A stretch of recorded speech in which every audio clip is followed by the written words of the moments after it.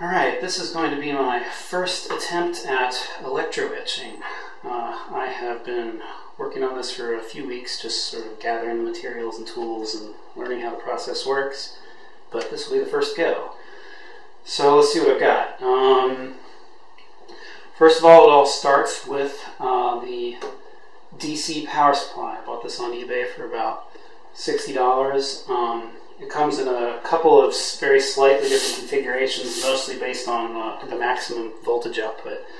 The nice thing about these is I can actually limit the amount of voltage it's going to deliver instead of being a hard and fast value like you get from a usual cheap DC brick for powering most electronics.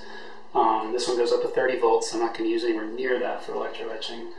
And it also has a maximum current limiter, so I can control the current from here instead of trying to control it through the process itself, such as the distance between the anode and cathode.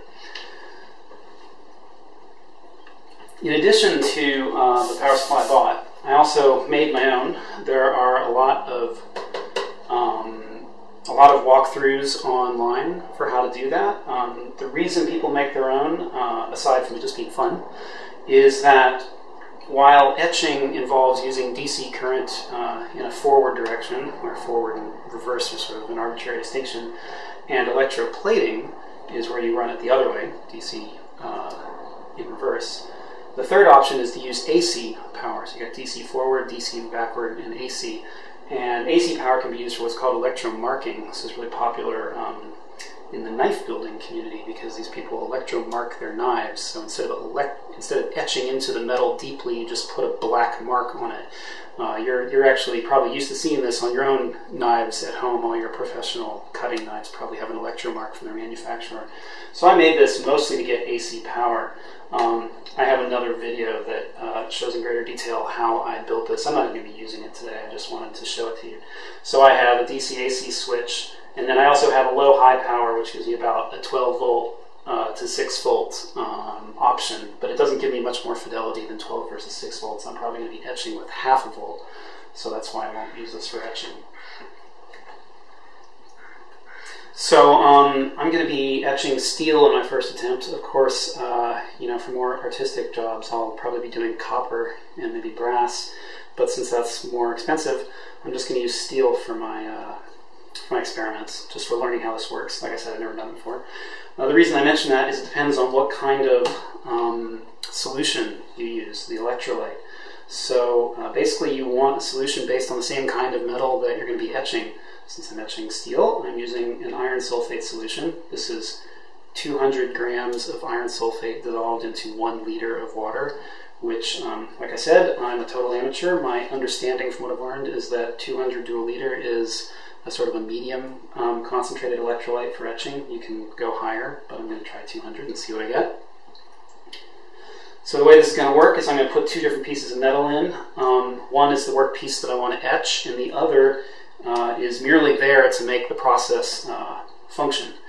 So the piece that I'm not going to be working on is called the cathode, and I'm just going to use this potato masher that I basically straightened out. It's stainless steel. That would be my cathode.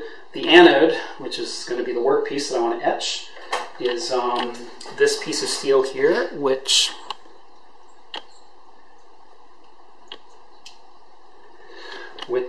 I prepared in advance, and I've got some high-res photos that I'll include in the video. As you can see, what I'm doing is basically just rudimentary resolution tests. I'm not really trying to etch anything pretty yet. I really just want to see what kind of detail I can achieve with this process. So, the basic process is that I'm going to put these 2 pieces of metal in, then I'm going to attach the wires, turn on the power, and take a look at it every 15 minutes to see how it's doing. And when I think it's done to my satisfaction, I will finish. I'll take the piece out, rinse it. You can see a tub of water on the right side there that I'm just going to use to sort of rinse it off. And that'll be the kind of experiment I'm going to run here today. In the future, I may run experiments on different durations of time and additional resolution tests, things like that. Okay, well, let's do it. So this stuff is relatively safe, but I'm going to just go ahead and overkill this. Most of the videos you see online don't really go to this kind of trouble, but I've never done this before. I don't know if I'm going to blow up my basement. Nothing better to protect myself from an explosion in the basement than some rubber gloves and some goggles. So let's see, we'll do that. I'm not going to let you see me unless I fit in the video. Alright.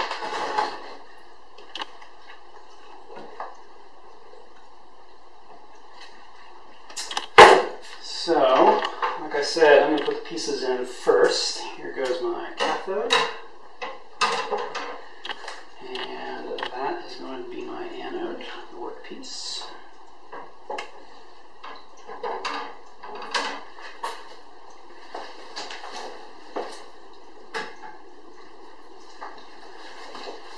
And let's see, it does actually matter to the process what sort of a distance you have, so I'm going to see what I've got here. Looks like the distance between the working surfaces is going to be about 5 to 6 centimeters. So just for record keeping. So the positive DC terminal goes to the anode of the overall process, which is the piece that I want to etch. And the negative, the black, goes to the cathode.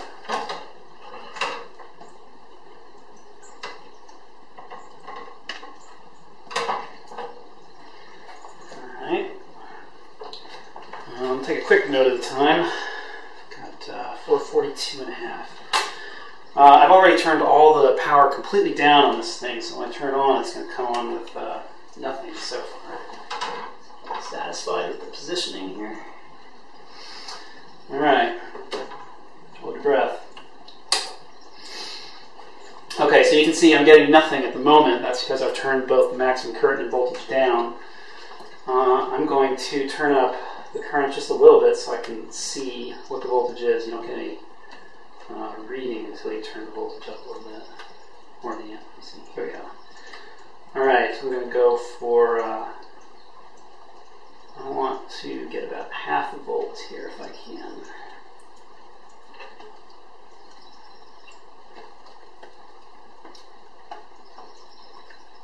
Half a volt. And I'm going to let in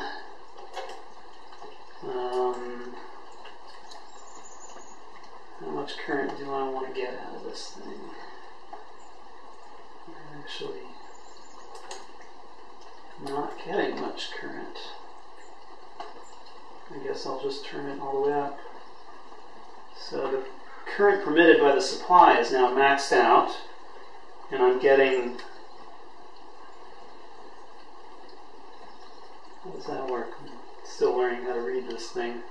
When I push it in, it gives me the low reading in NA, so it's claiming I'm getting 42 milliamps. When I let it out, that's giving it in amps. It's claiming I'm getting 0.03 amps. That's very low. However, I'm looking in the jar and I see bubbles coming off the cathode,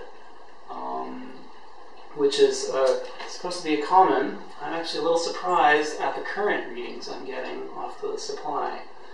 So I'm going to have to read up on that later. Take another quick note of my time. So we're at about 4:44, so I want to check in 15 minutes intervals. So just a little bit before 5 o'clock, and we'll see what this thing's doing here.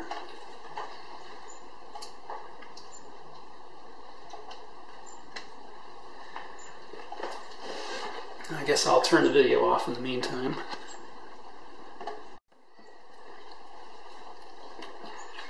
Okay, it's been about 15 minutes. As you can see, the current actually rose a little bit to a steady 50 milliamps. That still seems very low to me, but the current is proportional to the surface area exposed, and as you can see in my pattern, there's actually not very much surface area there. So what I'm going to do now, I'm going to turn this off.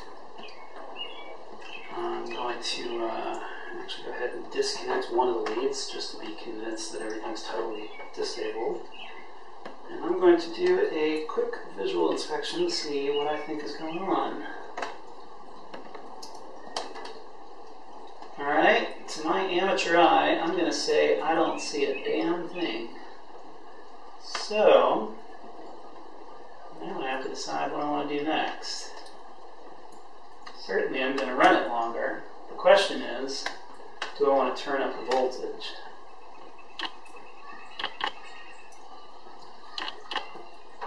I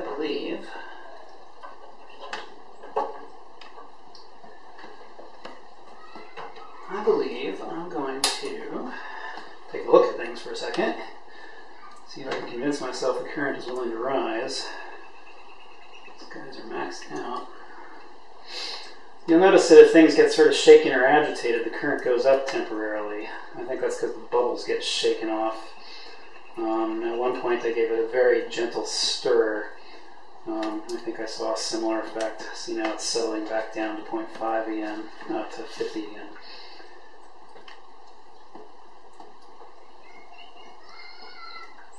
Screw it.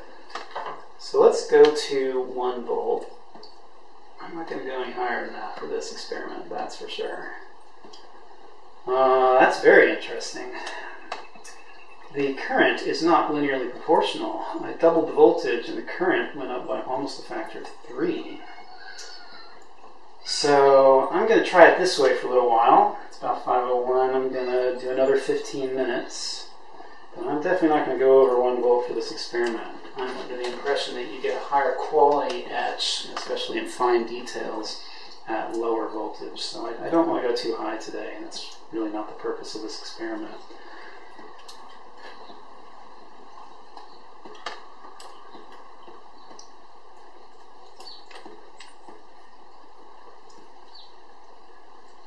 Yeah, let's give that another 15 minutes. Even though I don't see anything happening on the workpiece, I am encouraged by all the bubbles on the cathode. I mean, that certainly suggests that the chemical reaction is occurring. So, I don't know, let's see what happens.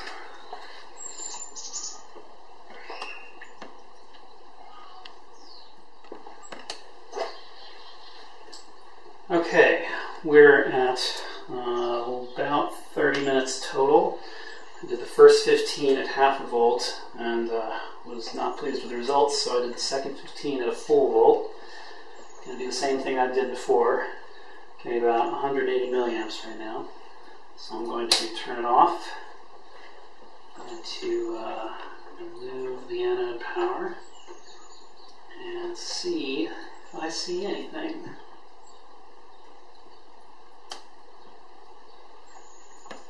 I have to say, I don't feel like I see the slightest texture whatsoever. I'm a little confused. Not quite sure what to make of this.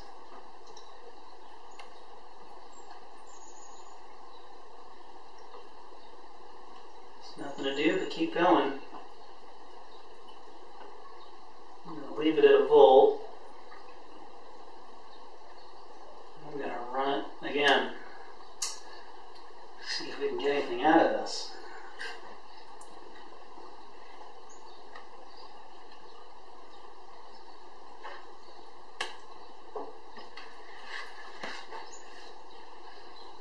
Maybe I'll shake some of the bubbles off the cap, but I don't think it should matter actually.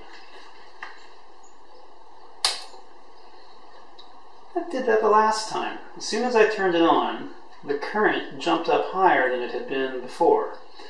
I suspect that's because I'm sort of letting the bubbles get off of the workpiece surface and to a smaller extent off the cathode maybe, to just sort of open up the circuit a little bit. It does seem to settle back down again. Alright, I'll see you in 15 minutes.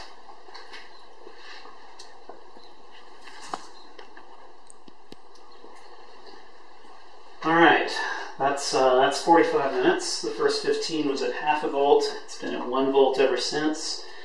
The current has been fairly steady. Once I turned it up to 1 volt, it's been around 170 to 180, closer to 180. I'm not predicting that this is going to look too different, but let's just take a quick look and see what we think of this.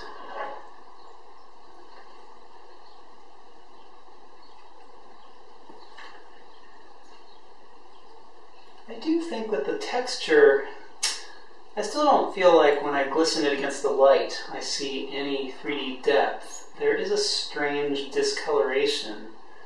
I'm curious if that is some sort of very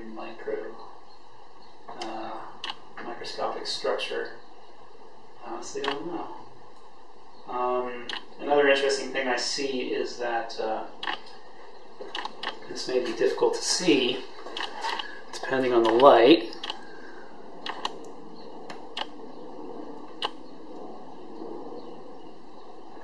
What I observe is that the background is much darker than the area that's taped. So I suspect the whole thing may have actually been etched, even though I didn't see, even though I wasn't really observing that. Just for the sake of completeness, to sort of make a round number of it, I think I'm going to run this experiment to an hour, and then we'll call this one, whether or not I feel like I see any texture. Just because I find that background coloration interesting and perhaps even hopeful. As usual, when I turn it back on, the current jumps up higher than it was before I turned it off. It was around 177. Like I said, my theory is that the act of taking the piece out to look at it sort of shakes some bubbles off the surface and, like I said, kind of opens the current up, opens the circuit up. I predict that that's going to settle back down into the high 170s. Alright, one more time. We'll wrap this up in an hour, whether or not I think I see anything, and we will call that my first experiment.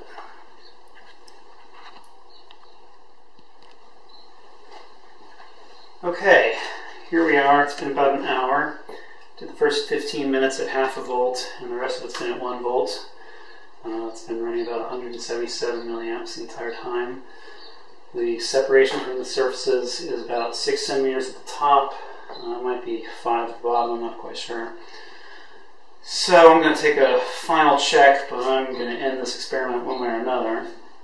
I think at this point I sort of know what I'm expecting.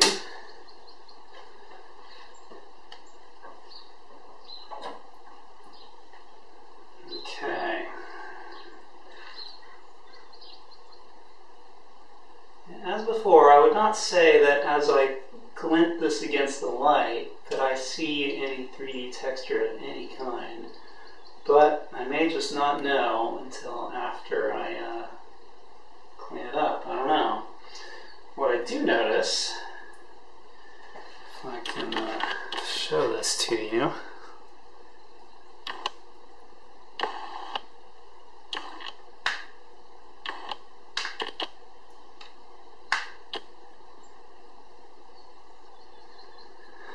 what I do notice is that the etched area is very dark relative to the taped perimeter. That shouldn't be classic electro marking like I described, since I'm using DC current. So I don't know. I'm not quite sure what happened here. It may have worked, it may not have. I will make a judgment about that later. I'm going to go ahead and disconnect the cathode too. Clean that up later. All the electrical connections are turned off. And you'll notice over here I've got some water. I just want to try to get that cleaned up. So I'm going to clean this off and we'll see what the result is, and I will show it to you later.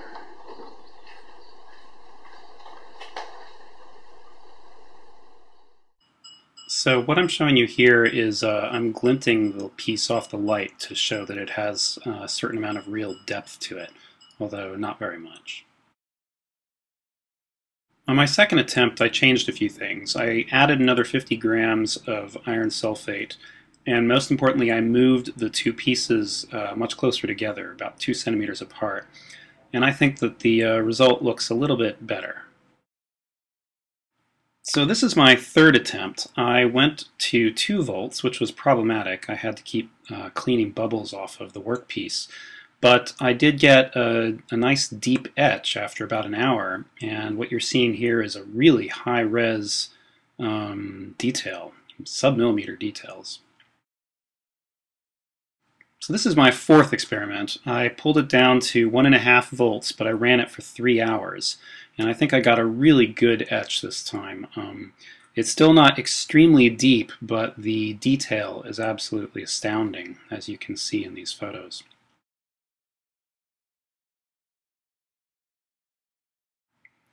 Now, what I'm showing you here is, again, what I showed you with the first piece. I'm glinting the fourth experiment off the light, and you can see that I have a really nice texture. This is extremely high detailed, very high quality etch in my opinion. I'm very satisfied with the result.